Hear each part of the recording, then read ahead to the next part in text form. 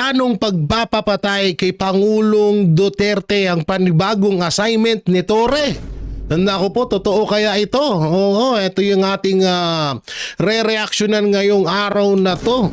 Grabe to Oo, kaya pala tinanggal sa pagiging PNP chief. Ito daw ang panibagong assignment ni General or ni Diwata Torre. Aba, kung totoo po ito, medyo nakakabahala ho ito at nakakalungkot naman ho ito na grabe na talaga sa pagiging garapal na panggigipit sa mga Duterte. Oo, mga banateros, no? So, yan yung mga papanoorin ho natin mamaya at bibigyan natin ng reaction kasi alam nyo, nalalapit na nga po ang paglaya ni Pangulong Duterte. Nalalapit na. So ngayon may mga bali-balita, may mga umuugong na balita na ito daw ang panibagong assignment ni Torre. So parang yung ginawa kay Ninoy Aquino noon ay gagawin kay Pangulong Duterte.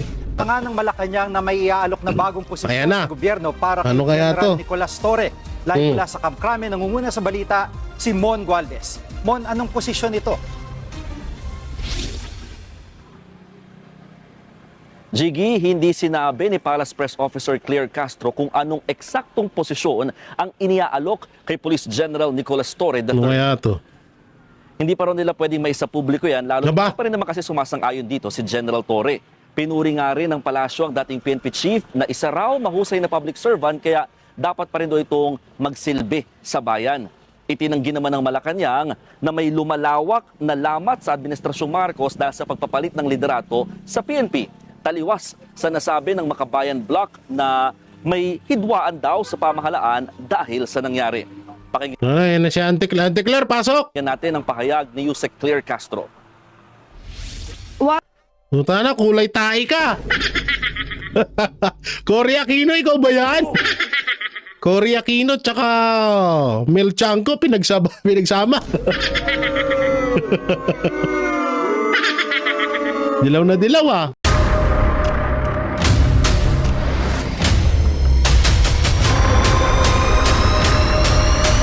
Bago tayo mag-umpisa, baka pwede nyong i-like ang video na to. Malaking bagay ang like sa aming mga content creators. Maraming salamat po.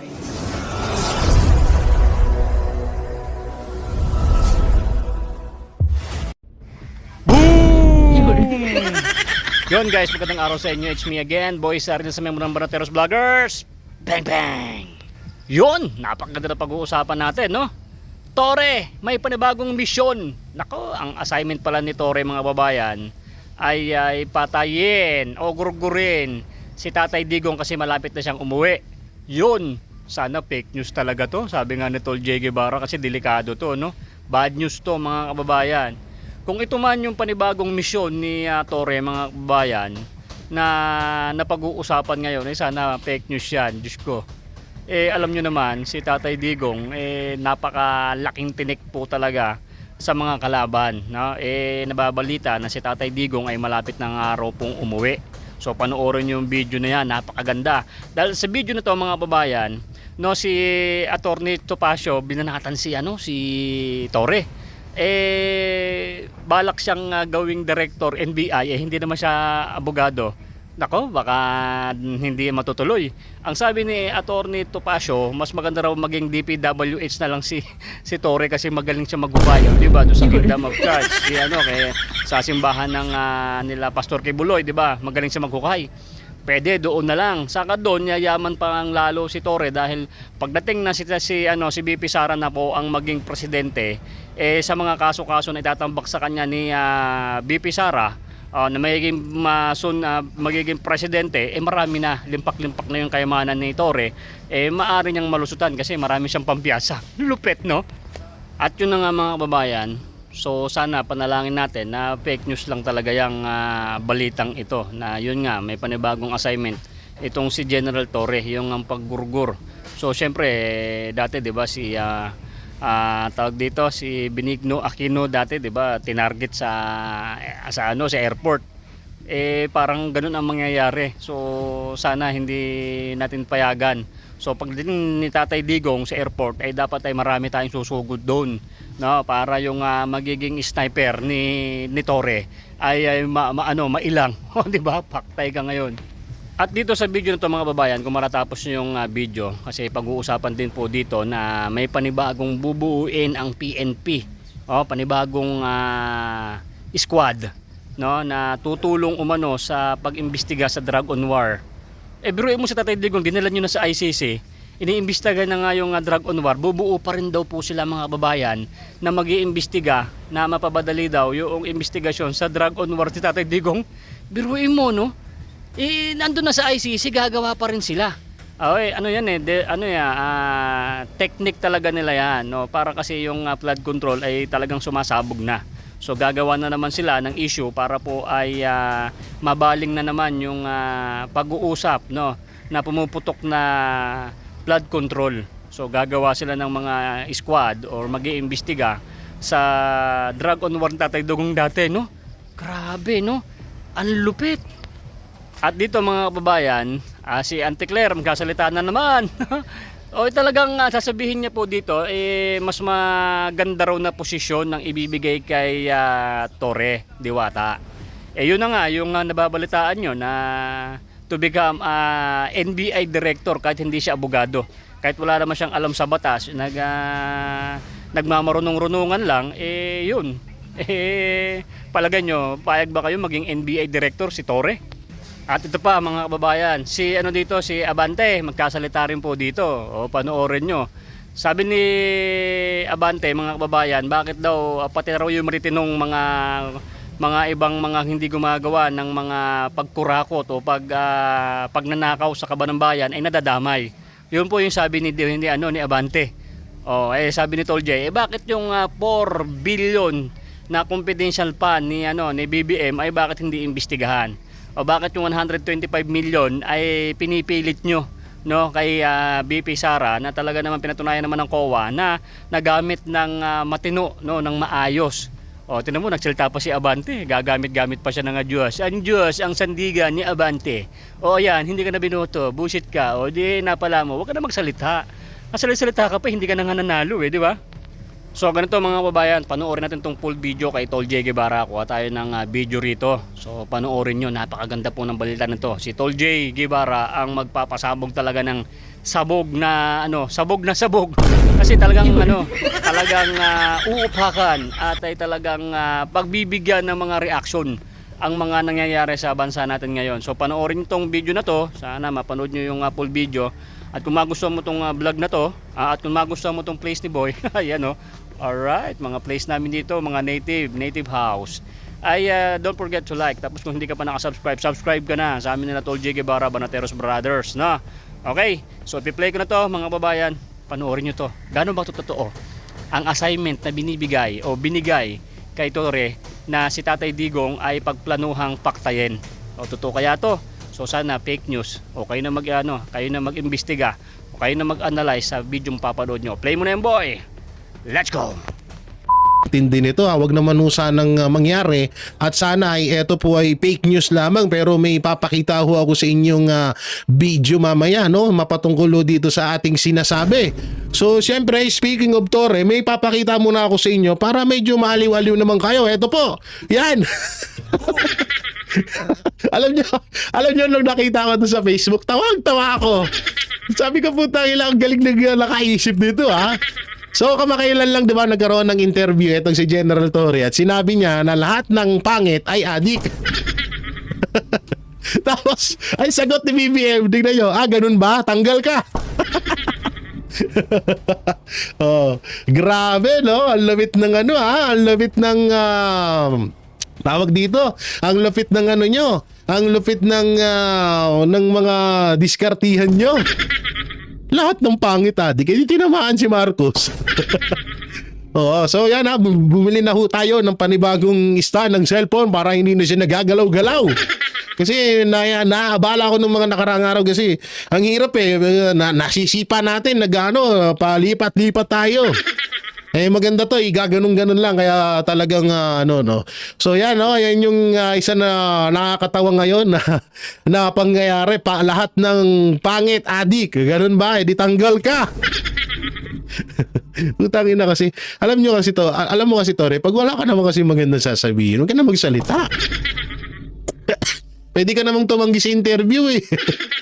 Diba? Hindi yung lahat na lang interview ka, konting may makita kang media pa interview ka kung ano na sinasabi mo, tuwang-tuwa ka pa sa mga sinasabi mo, alam mo totoo naman.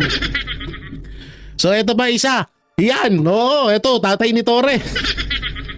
Sabi ni Benny Abante, bakit congressman lang? Bakit congress lang? Bakit hindi ang mga mayors? Bakit hindi gobernadors? Corruption is not only in Congress, it's to all over. Pati kaming mga mahuhusay ay nadadamay riyan. Wow!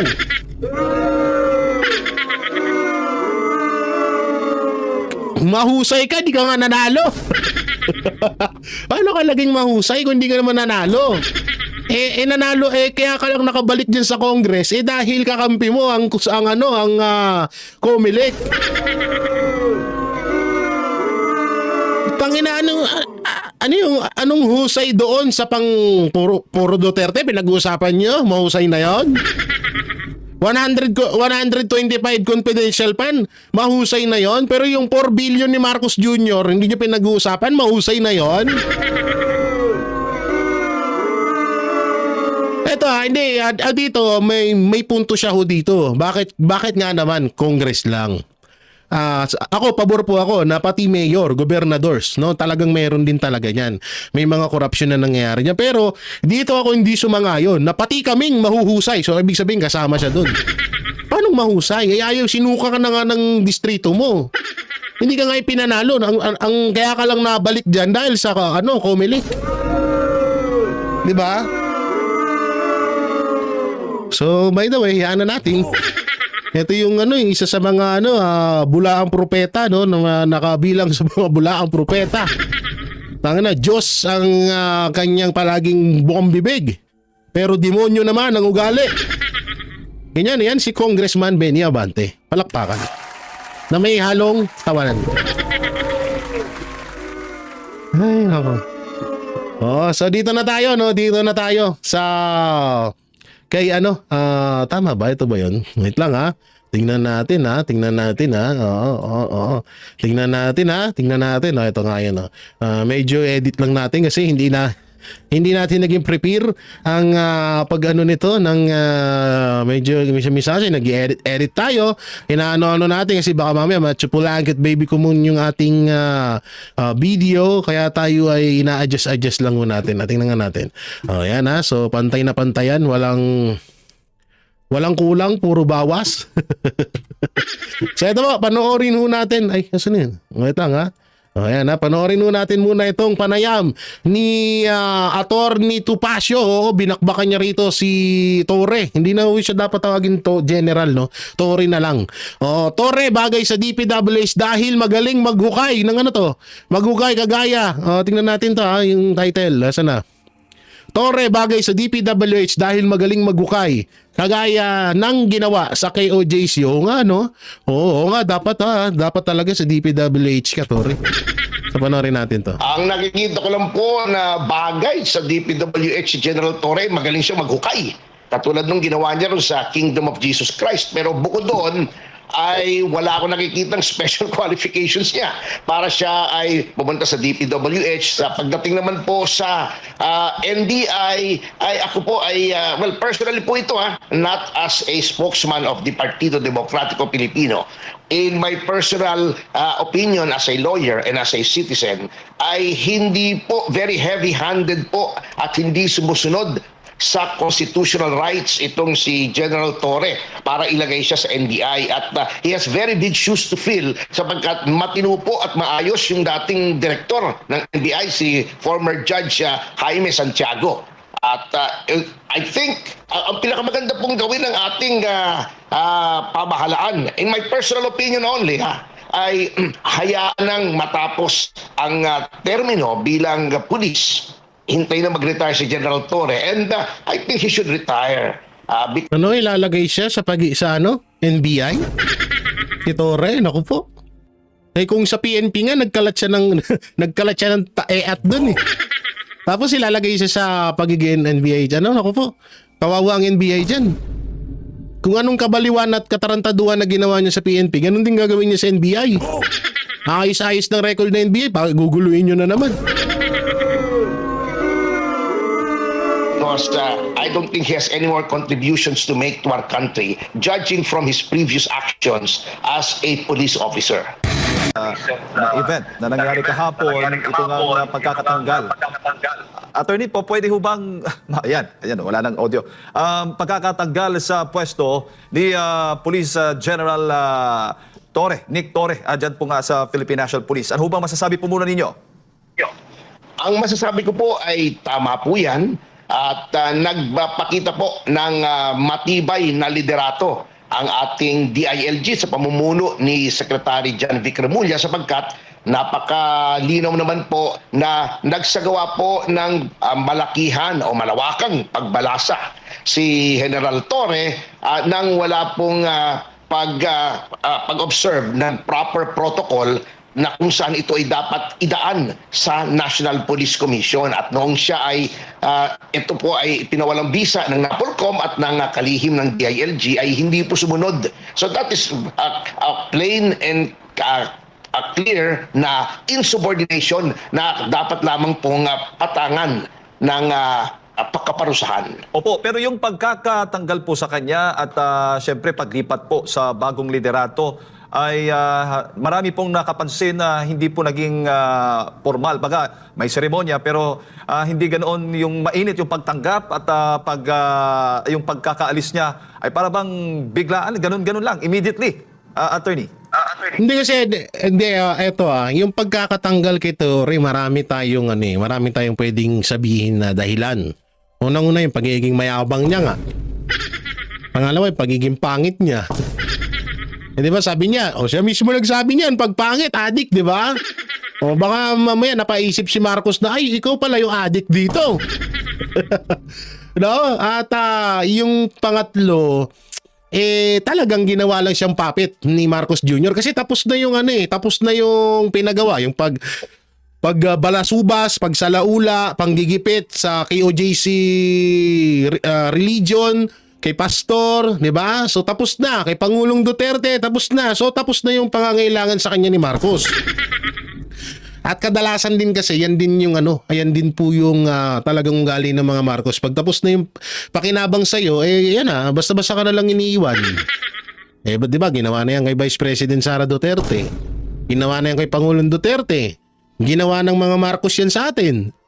Tapos pagkatapos ni Marcos pakinabangan, etong mga Duterte, tingnan niyo ginawa niya, 'di ba? Binalasubas niya.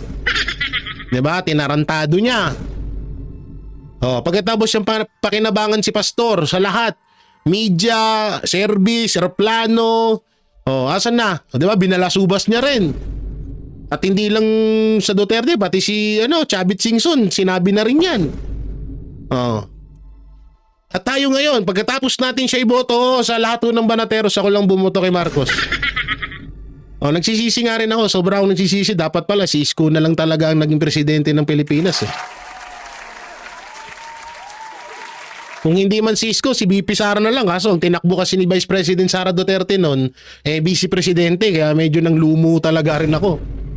So talagang alam niyo yun, lahat tayo ginamit dito Ginamit tayo ni Marcos Jr. para maihalal siya bilang presidente.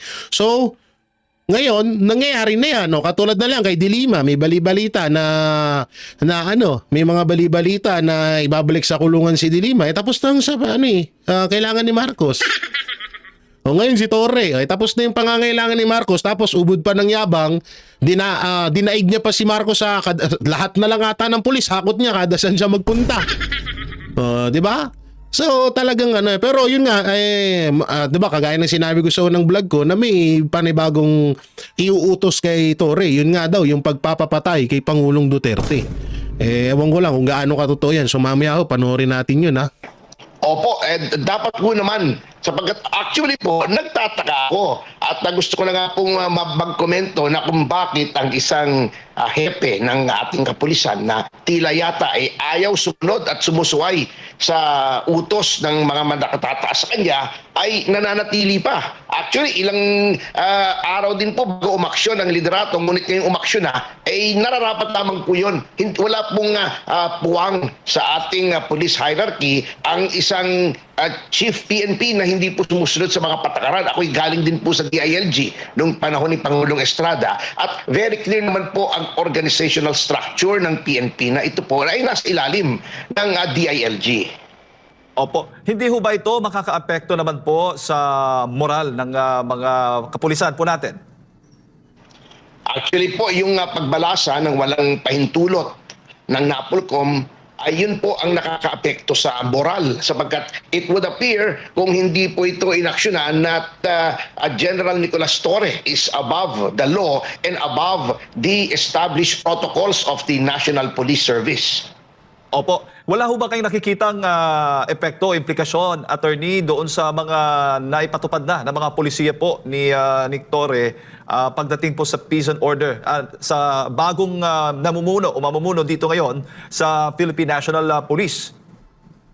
Well, every new PNP chief has his or her own priorities pagdating sa policy. Ngunit ang mandato naman po ng ating kapulisan ay maliwanag na nasa saad sa ating saligang batas at ito ay of course to maintain peace and order and enforce yung mga batas ng Pilipinas. At I wish the new PNP chief, well, OIC pa lamang naman ngayon, well, at sana po ay magpatuloy po kung ano man ang adhikain ng PNP in general at hindi lamang ng isang partikular na tao.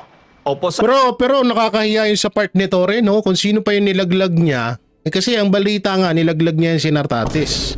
Tapos yun pa yung papalit sa kanya, nakakahiya, no?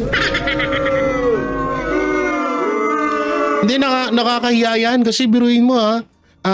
Yan yung hinamak niya, tapos yung hinamak niya, yun pa pala yung ipapalit sa kanya. Ang masaklap pa rito, ginawa talaga siyang katawa-tawa. Ito na lang eh.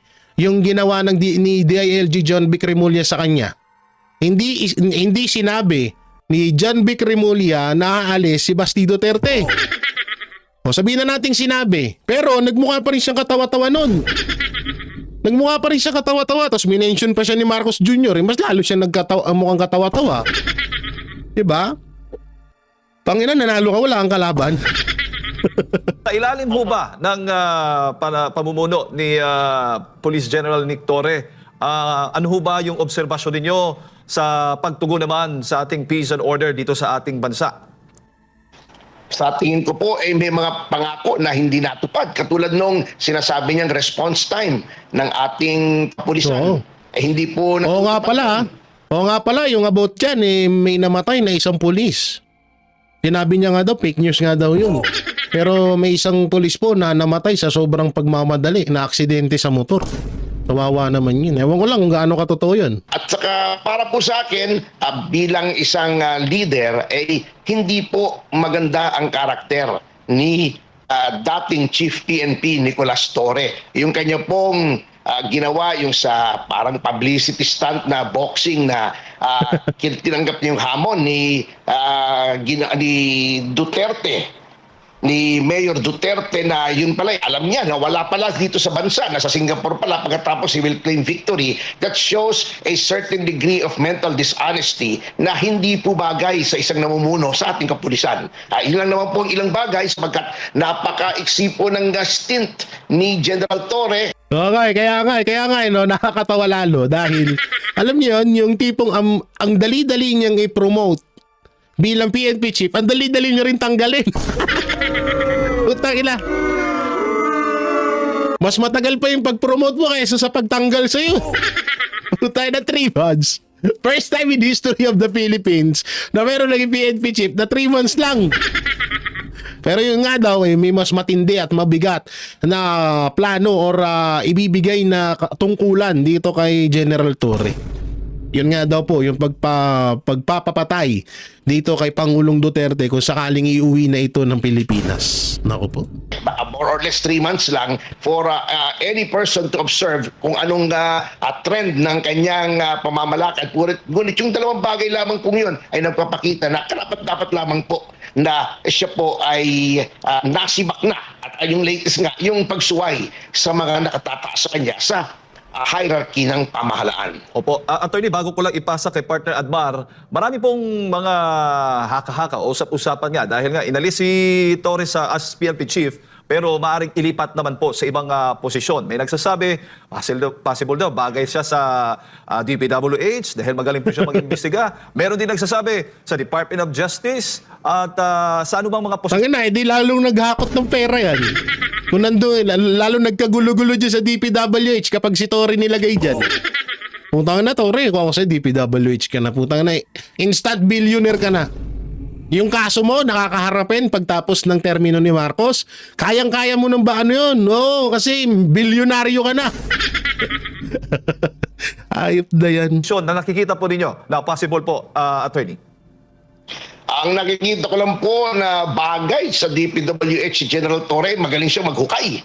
Katulad ng ginawa niya rin sa Kingdom of Jesus Christ. Pero bukod doon, ay wala akong nakikitang special qualifications niya para siya ay pumunta sa DPWH. Sa pagdating naman po sa NBI, ay ako po ay, well, personally po ito, not as a spokesman of the Partido Demokratiko Pilipino.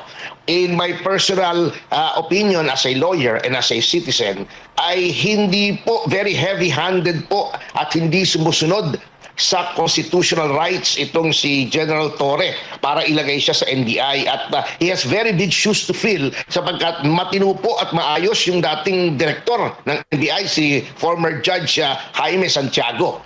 At I think ang pinakamaganda pong gawin ng ating pamahalaan, in my personal opinion only, ay hayaan nang matapos ang termino bilang pulis. Hintay na mag-retire si General Torre and I think he should retire because may ano pa nga daw to, 'di ba? May plano pa daw to na tumakbo sa 2028 election. Vice President. Sino kaya presidente niya? Sino kaya maging katandem ni? Sino kaya bagay kay Torre, no? Si Trillanes. Pwede, no? Hindi, si Trillanes tsaka si Ontiveros maging si De Lima.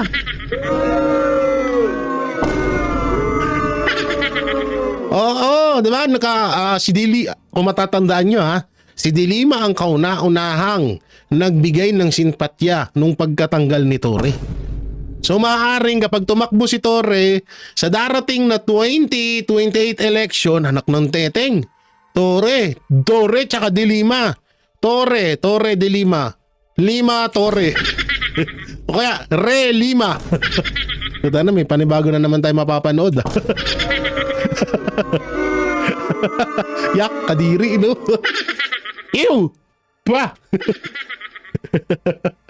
Oo, hindi. Alam si Manang De Lima, mahilig sa mga black skin, Oo, yung mga big, yung mga big hotdog.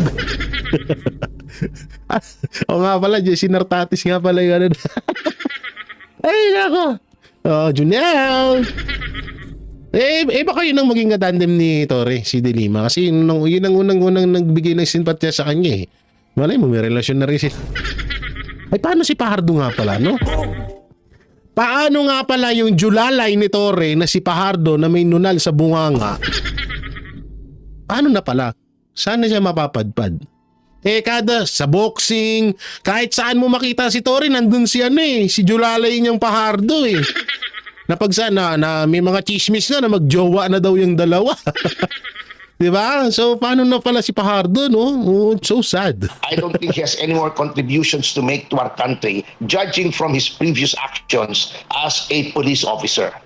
Okay. Attorney, magandang umaga, si Admar po ito. Nakikita niyo po ba na pinaiiral ng dating PNP chief yung personal na interes kasi hindi niya sinunod considering kanyang demote yung kanyang pangalawa sana na pinuno na ngayon ay tinalaga bilang PNP chief na matapos niya itong ipatapon doon sa Mindanao?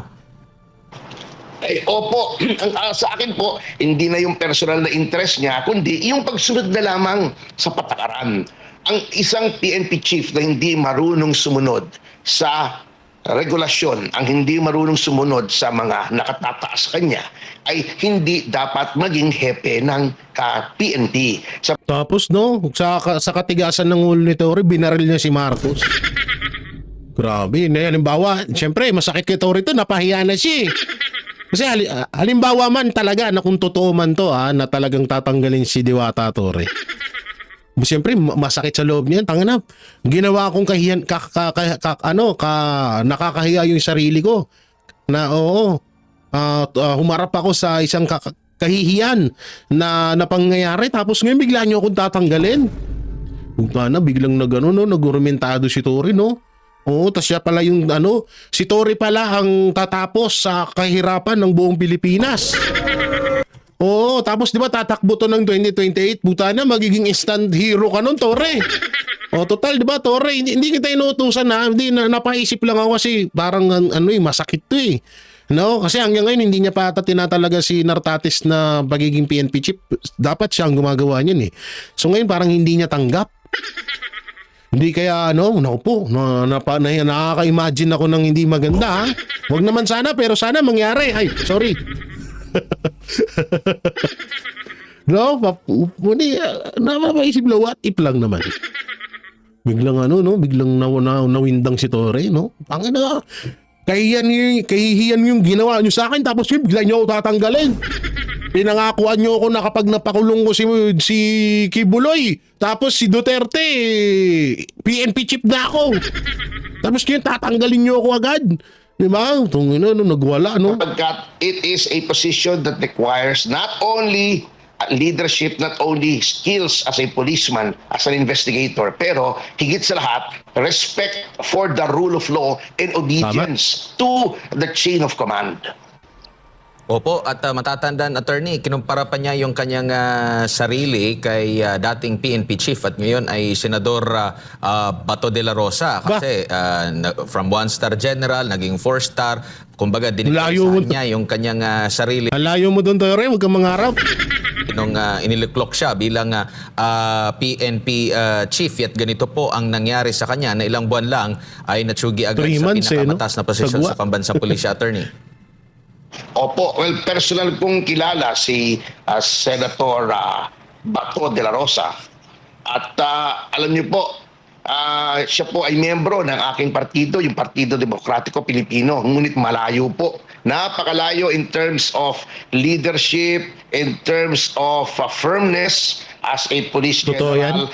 Pati sa pinag-aralan, may PhD po sa public administration si Senator De La Rosa, at nakita naman po natin, although medyo nakikita natin may pagka-jolly character siya, may pagka-character si Senator De La Rosa, his heart is in the right place at palagi po siyang naninindigan sa mga bagay na nasa tama at para sa best interest of our country. So malayong-malayo po. Of course, we are a free country, malaya siyang i-compare ang sarili niya kahit kanino.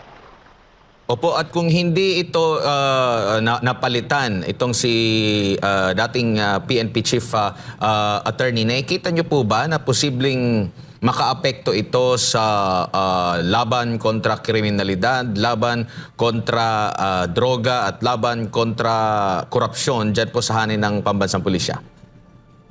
Opo, kasi nabanggit na po ni kasamang Jade kanina, yung moral. At ito pong nangyari kay General Tory ay lumaktaw po siya sa ulo, so to speak, ng iba na sa tingin ng marami ay of course mas senior at mas karapat dapat. Dahil lamang sa sinasabi ng iba na parang canine devotion o parang pagiging tuta ng mga... Anong canine? Bulldog?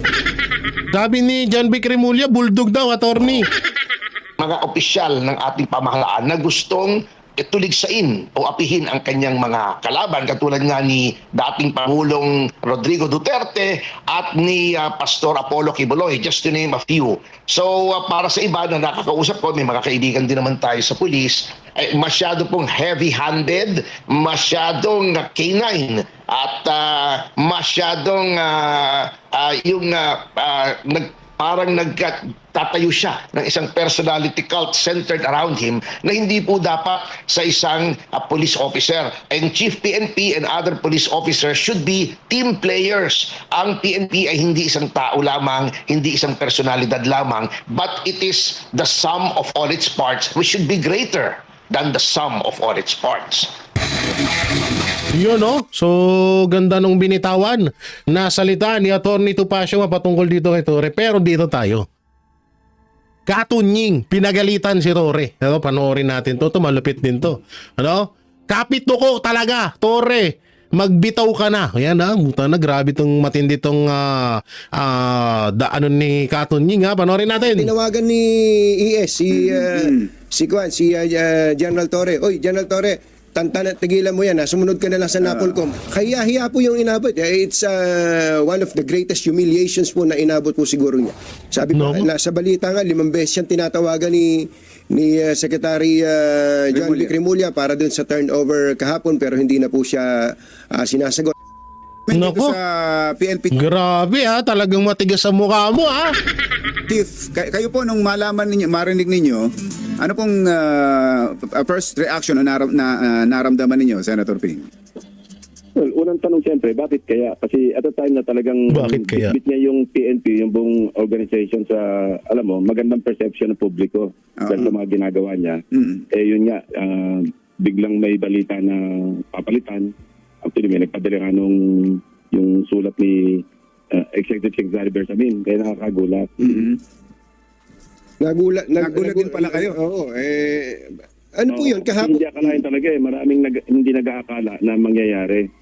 Pero yun nga, dahil batid ko naman na merong konting background doon sa tungkol sa pagka-sibak niya, pag-reshuffle niya ng mga polis. Ang pinakamaano doon, yung number 2 man. Kasi nung panahon ko, natatandaan ko, binigyan ako ni President Erap ng blanket authority. Ikaw na magpatakbo ng PNP, yung mga designations, assignments, maski yung sa promotion. Kasi ang level ng authority ng PNP sa promotion, hanggang police lieutenant colonel, sa kanya yan Hindi na kailangan dumaan kung saan. Pwedeng on the spot, mag-promote. Ako nagpo-promote ako on the spot noon pagka binalo ko sa field at may magandang accomplishment. Ora mismo, sinasabihan, inaano ko doon, orders to follow, pinopromote ko na. Pero yung command group, ang command group kasi, 3 lang naman yung lieutenant general sa command group. Diba? Yung deputy for administration, number 2 man. Deputy for operation, number 3 man. Saka yung chief directorial staff. Yun talaga hindi ko pinakailaman yun. At yun talagang pinaubaya ko yung sa mas nakakataas sa Commander-in-Chief at saka sa chief sa head ng ex-officio, chairman actually ng Napolcom. Kasi ang Secretary ng Interior and Local Government, siya yung ex-officio chairman. As SILG, wala siyang pakialam sa PNP. Pero as ex-officio chairman ng Napolcom, doon siya merong supervisory authority. Yung po bang... Ang narinig ko noon, kasi di ba ni-reshuffle niya, ni-reverse ng Napolcom. Pero hindi siya tumalima. Diba, nagkaroon pa ng flag raising yata na pinakilala niya pa si Jan Bana. Yes, tama po. Bana, na parang diniin niya. Yun ang nakikita ko lamang pwedeng dahilan na kung bakit, sayang kasi alam mo, noong una siya na-appoint, medyo nagkausap kami ni Secretary John Vic noon Nung kampanya pa ito sa Cavite, nung nag-rally kami sa Cavite, sabi niya, Sanping, anong palagay niyo kay Nick Torres? Sabi ko, kaya lang kailangan, yan talaga yung nahanap nyo, yung mission-oriented na pag inutusan, talagang ibabangga yung katawan niya for the accomplishment of the mission. Maganda yung attitude. Ngayon, dahil kung gano'n, kung lagi kang sumusunod sa chain of command o kaya sa mga nakakataas, dapat sana naging consistent na lang doon, hindi lang sa operational matters, kundi sa administrative matters. Ang nakita ko lang na pagkakamali, kung may tuturing na pagkakamali ni General Torre, yun nga, dapat nung ni-reverse ng Napolcom, either nakapag-communicate siya, or in the first place, bago niya nirelieve yung kanyang number 2 man, si General Tates, dapat man lang sana nakitao po. Yun, nagpasintabi. Kumbaga sa flood control. Baka hindi niya naintindihan yung sinabi ni Marcos. Baka sinabi naman ni Marcos, gawin mo na lahat yan. Ikaw na bahala dyan. So ngayon, nasa utak niya na ako, sabi ni Pangulong Bongbong Marcos, ako na daw bahala Eh di gawin ko na to, wala nang paalam. Ako PNP chief, ako siga, ako hari. Marcos, alalay. Project passing through. Naisingit niyo pa yun. Naisingit. Pero Senator Ping, sa tingin nyo, ganun ba kabigat yung kasalanan yun at matatabunan kung may ganun mang pangyayari at ganun ang kasalanan para matabunan yung ibang mga Ginawa niya. accomplishments, mga ginawa niya at mga ginawa niya para sa administrasyon? Hindi pa natin alam kung ano pa yung mga nasa likod ng istorya, yung mga behind the scene. Hindi tayo privy dun eh. Ang alam ko lang, yun nga, dahil sunod-sunod yung pangyayari, may order ang Chief PNP, nagpalabas ng mga general orders sa headquarters, ano? Pero ni-reverse. Mukhang walang communication. Sana kung nagkaroon sana man lang ng communication, direct communication between NAPOLCOM or even between the ex-officio chairman who is the SILG and General Torre, sana hindi umabot sa ganito. Kasi pwede namang i-rescind yung order eh. Halimbawa, reverse ng NAPOLCOM. Hindi naman pwedeng yung NAPOLCOM unilaterally, sila na mag-order eh. Mali rin yun eh. Dapat yun, inutusan ng PNP, i-rescind nyo yung order, magpalabas uli kayo ng panibagong order na nire-rescind nyo. Mali rin siguro yung part ng NAPOLCOM na unilaterally, i-reverse nila. Saka ang So, hindi alam nyo kung sakaling totoo man to na parang hindi na nga sila sinusunod ni Torre. Wala tayo bang sisisihin dito kundi yung administrasyon eh. Sa totoo lang, sila nagpalaki ng ulo ni Torre. O bakit si John B? Kalimbawa, katulad niyan, yung narinig natin dito, 5 beses na daw tinatawagan ni John B. Cremulya etong si Torre para iproklama na PNP chief etong si Nartates. Siya ang mag-award kasi yun naman talaga trabaho ng katulad ng sa kanya, di ba? Yung ginawa ni Marbil. So ngayon kung hindi na sila parang di na sila pinapakinggan ni Torre, siguro deserve nila yan. Sila nagpalaki ng ulo niyan eh. 'Di ba? Sila nagpatubo ng sungay, may sungay na yan. Tumubo pa lalo, nagkasanga-sanga pa nung pinupuri-puri nyo nung nakaraan yan. Ngayon sinisiraan nyo naman. Ano ba talaga? Diba? So, walang ibang sisisihin niya kundi kayo din. Kayo nagpalaki ng ulo ni Torre. Silang din dun eh. Ang NAPOLCOM po, hindi ba member din yan? Ang Chief PNP mismo? Yung pa isa. Talagang member ang Chief PNP ng NAPOLCOM. So, dapat na-resolve yan within the NAPOLCOM yung sa board. Meron sila namang commission nga yan eh. Dapat pero ito napag-usapan. Tumawag ng emergency meeting. Yes. Tapos pinag-usapan. Ang ba nangyari dito? Kung yun lang talaga ang dahilan, sabi nyo nga, kung yung mga behind the scene, di naman natin nalalaman pa yon. Pero kung ito lang yung what is publicly discussed na rason ng pagtanggal sa kanya, sapat ba yon kung kayo po yung Commander-in-Chief? Sapat ba yung kasalanan na yon ni General Torre para unceremoniously tanggalin siya? Hindi na nga dapat naging PNP chief yan eh. Diba? Doon pa lang hindi na nga dapat yan naging PNP chief. Unang-una, mas dapat nung una pa lang si Nartates na yung nilagay nila dyan. Di hamak na mas marami pang mga futuring inspiring, wow. O mas deserve ang posisyon na pagiging PNP chief kaysa kay Torre. Yun po talaga yung totoo dyan. Sa madaling salita, maraming nilaktawan si Torre. So kailangan pa ba natin na magtanong na deserve ba ni Torre na tanggalin na lang siya sa ganun kasalanan niya? Oo. Dapat nga hindi naging PNP chief yan eh. Doon pa lang eh. 'Di ba? So, para sa akin, hindi na kailangan questionin or tanungin or pag-isipan kung bakit natanggal yan. Dahil hindi nga dapat nga talaga naging PNP chief yan. Yun yung totoo dyan. Sabi nyo nga, ang ganda ng dating sa tao ng mga ginagawa ni General Torre. Ang rating ng PNP ngayon, ang trust rating ng PNP ngayon ay napakataas. At hindi lang yon, ang pagka may bumabaril sa Pangulo, yung katawan ipahaharang niya sa bala. Ipahaharang niya sa bala yung kanyang katawan. Sapat ba yon? Sapat po ba yon, Senator? Kung nakapag-usap, kung nagkaroon ng komunikasyon at na-resolve internally, sana ganun ang nangyari. Kaya nga sabi ko, hindi natin alam ano pa ba yung mga underlying na mga circumstances, ano pa yung mga nangyari in between. Yun na hindi natin alam eh. Ang alam lang natin, ni-reverse ng NAPOLCOM, tinindigan ni General Torre, yung mga nangyari pa, mga behind the scenes na pangyayari, hindi na natin alam yun. Opo. Tsaka unang-una pa lang, ito pa po bago siya iproklama bilang PNP chief. Unang-una, saan ka nakakita na isang pulis na ipinromote bilang PNP chief na hindi niya mismo sinunod ang batas? O paano ko ba nasabi yon? Ano bang dala-dala niya nung panahon ng siege sa KOJC sa Davao? 'Di ba warrant of arrest? Ano ang nasa address ng warrant of arrest? 'Di ba Pasig? Pero bakit nandun sila sa Davao? Yun pa lang, mali na. Pangalawa, ang ginawa nila, ang hawak niyang papel ay warrant of arrest, hindi search warrant. Anong ginawa nila sa KOJC dun sa Davao? Sa siege dun? 'Di ba? Halos ilang buwan ho sila dun. Lagpas halos sa 24 to tutuusin nga lang kung pag pinagsama sa amin parang 2 months ata. 'Di ba? So doon pa lang maling-mali na, labag na sa batas. Sa nga nakita warrant of arrest dala mo pero nag-search warrant ka. Pangatlong pagkakamali yung paggamit ng maling pamamaraan sa mga kapulisan. Biruin mo, nagdala ka ng 6,000 na kapulisan sa isang relihiyon.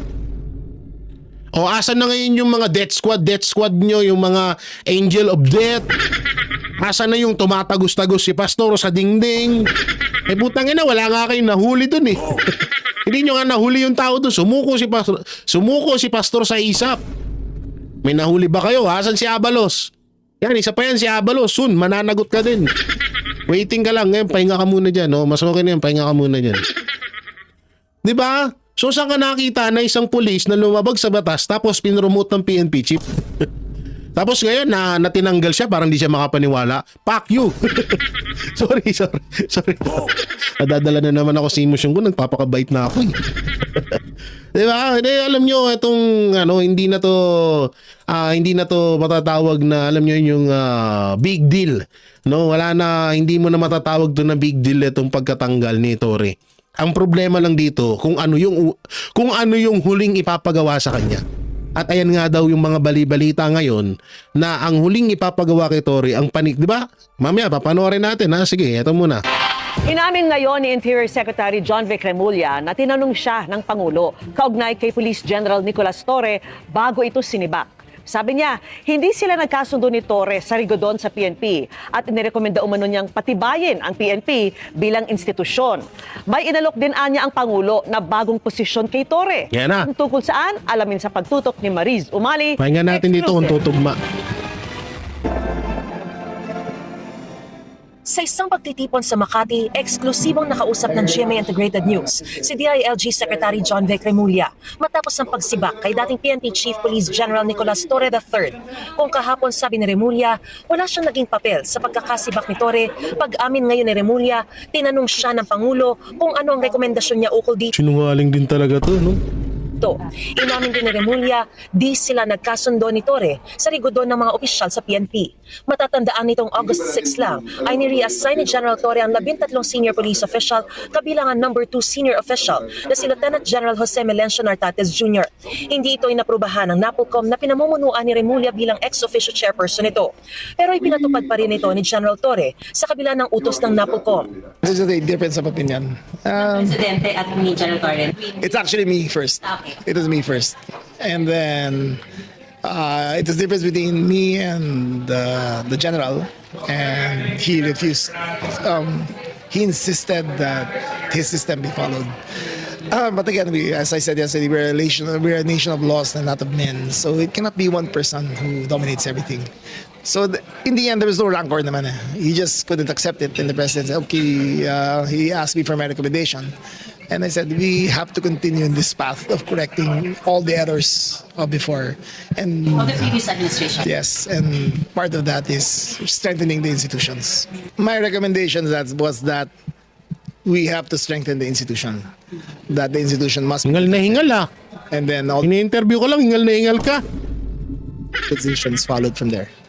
Ang tinutukoy ni Remulla na pagkakamali ng nakaraang administrasyon ay ang pagpapahintulot nito sa PNP chief na siyang mag-isang magtalaga ng mga assignment ng mga senior official ng PNP nang hindi dinadaan sa NAPOLCOM. Nais na raw itama ito ng Marcos administration. ever since PRRD's time when the NAPOLCOM was totally bypassed of all Putang ina. appointments. Ngayon nyo lang itatama kung kailan nandun na yung tao. It became Ay, mali pala. now the Mali pala pagkakaintindi ko, sorry. right rather than the privilege of every PNP chief na sila ang bahala sa movements ng level 3 and above, yung mga colonels to generals. And the president really wanted to restore that to institutionalize it back to how the law was intended. General Torre and the president, General Torre didn't see it necessary. So the president chose the institution over the person. So was the president angered by the decision of General Torre to push through with his order of reassignment despite the fact that NAPOLCOM disapproved it already? Well, he was quizzical about it. And in their conversations, a lot of explanations were made. And it's safe to say that's the differences of opinions were there. Sa kabila nito, tiniyak ni Secretary Remulla na walang personal na hidwaan sa pagitan nila ni Torre at nananatili raw ang respeto nila ng Pangulo sa kanya. Katunayan, may inalok na raw na bagong posisyon ng Pangulo kay Torre kaninang umaga. It has something to do with anti-corruption. And so I'm telling you, the president still really believes in General Torre. Okay, it is still enough that he be given offered a position to fight corruption and to investigate corruption. And Investigate to corruption, mga DPWH, ata ilalagay si Torre. I think that shows you that there was that a difference of opinion does not necessarily Nako, mukhang dalawa na yung mukhang hindi kaya ilalagay si Torre sa DPWH para mag-imbestiga sa corruption, tapos ang lalabas diyan si Chis Escudero o si Duterte. mean an end of a friendship, an end of a working relationship. It was just that. Maging sa Secretary Remulla ay may mensaheng nais iparating kay General Torre. I'm trying to reach out. Wala naman kami pinagawa yan talaga eh. Hindi lang pinagkasunduan ng opinion. So, the last time we talked to each other, there were no raised voices. Do you have any message for him? Yes, General Torre, I still deeply respect you. I hold you in my highest admiration. I think that in the 85 days that we spent together as SILG and Putang na, pinamukha mo pa talaga. Gago din to si John Vic Remulla. Hindi mo alam kung matino yung sasabihin o nangi-insulto ka. 85 days. PNP chief, we were very productive, and I still hope that you join us in government and help us in our crusade in making a better Philippines. Okay, yan ha. So, yan yung kay General Torre. Dito naman tayo. Kay Auntie Claire. Dito na, pagdugtong-dugtongin natin yung mga kung saan nga ba ilalagay ito si Diwata Torre, ha? Mawawa naman yung matanda. Pirma nga ng Malacanang na may iaalok na bagong posisyon sa gobyerno para kay kaya General to? Nicolas Torre. Live mula sa Kamkrame, nangunguna sa balita si Mon Gualvez. Mon, anong posisyon ito?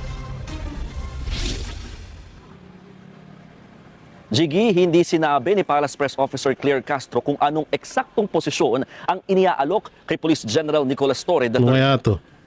Hindi pa rin nila pwedeng maisa publiko yan, lalo pa rin naman kasi sumasang-ayon dito si General Torre. Pinuri nga rin ng palasyo ang dating PNP chief na isa raw mahusay na public servant, kaya dapat pa rin daw itong magsilbi sa bayan.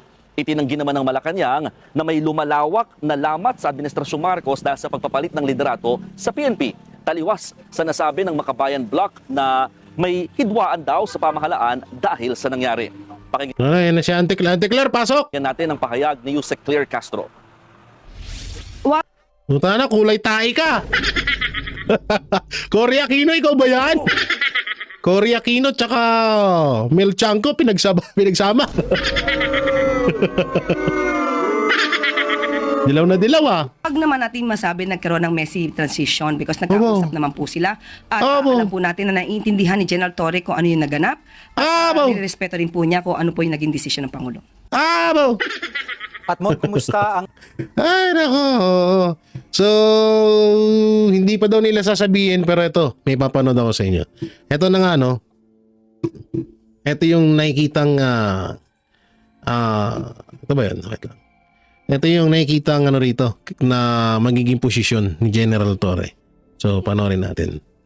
Hindi naniniwala ang dating kalihim ng Department of National Defense na si Norberto Gonzales na mabibigyan ng mas malaking responsibilidad ang sinibak na General Nicolas Torre III. Para sa kanya, malalim ang dahilan ng palasyo kung bakit Eto na. biglang tinanggal sa pwesto ng walang maayos na seremonya. Nako! Mar Frusuelo, magbabalita. Naku po!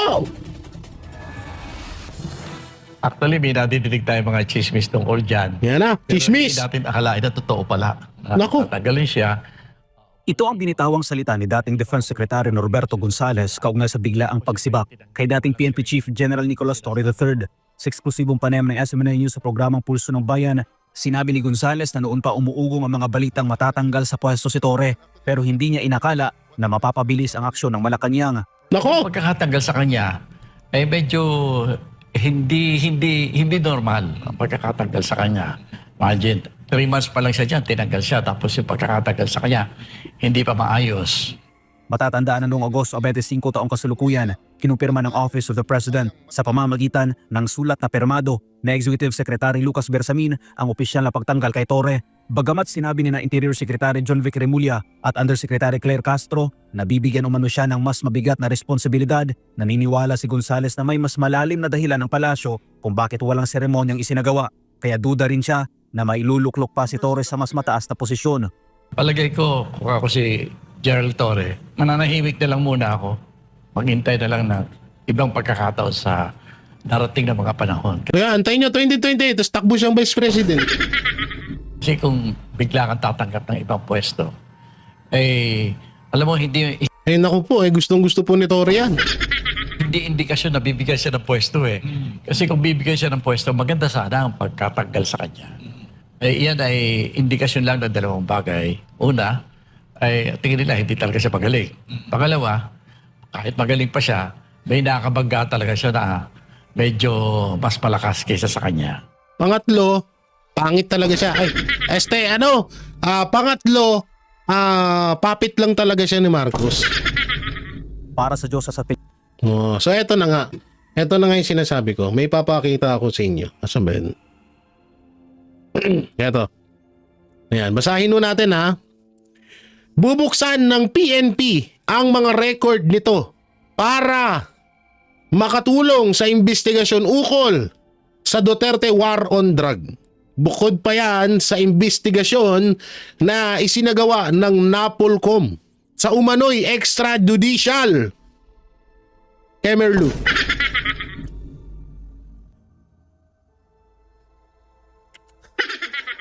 So may panibago na naman silang gagawin sa mga Duterte. May panibagong plano na naman sila laban kay Pangulong Duterte. Diba? So ito no? Sabi yan ng GMA 13 minutes ago bago ko to ginawa yung video na to. Bubuksan ng PNP, no? Ang mga record nito para makatulong sa investigasyon ukol sa Duterte War on Drug. So sa Duterte na naman babagsak. Siguro, ito ay panibagong pangtatabon na naman sa issue. Kasi wala na. Gala ng gala si Marcos Jr. sa mga distrito. Wala naman napapanagot dyan sa nakawan sa flood control. Puro lang siya, ganito kasi yan eto, ginawa to, nilagyan to ng bakal, tapos tinipid. Tapos nilagyan ng simento, tinipid. I'm so very angry. Ayun na yun. Wala namang napapanagot dun sa mga pinagsasabi niya. So ngayon, gagawa na naman ng eksena sila para malihis na naman ang issue sa mga Duterte. At eto nga, may mga bali-baliwag. Eto po iniisip ko pa rin na ito ay hindi totoo na mangyayari. Pero ito ay sinabi na rin. Kung matatandaan nyo, sinabi na rin ito ni Vice President Sara Duterte na etong si Pangulong Duterte ay parang itutulad sa ginawa kay Ninoy Aquino na binaril po sa airport nung panahon ng administrasyong Ferdinand Marcos Sr. At yun na nga mga kababayan, ano na ang masasabi mo? Kung mayroon kayong hinaing at komento patungkol sa balitang ito, please comment down below. Pag-uusapan natin yan sa comment section. At kung nagustuhan nyo ang video, ay huwag kalimutang mag-like at i-share na din para mas marami pang makaalam at umabot ito sa marami sa ating mga kababayan. Maraming salamat po. Mabuti pa ang sardinas may label. Tayo, wala. Oo nga pala. Nay, ito na yung bayad ko sa isa, ano? O, kunin mo yung isa. Isa muna. Iyan, no? Tapos, isa pa. Di ba? 4 dapat na sardinas, eh. O, yan. 3 na. Pang-4 na sardinas. O, okay na.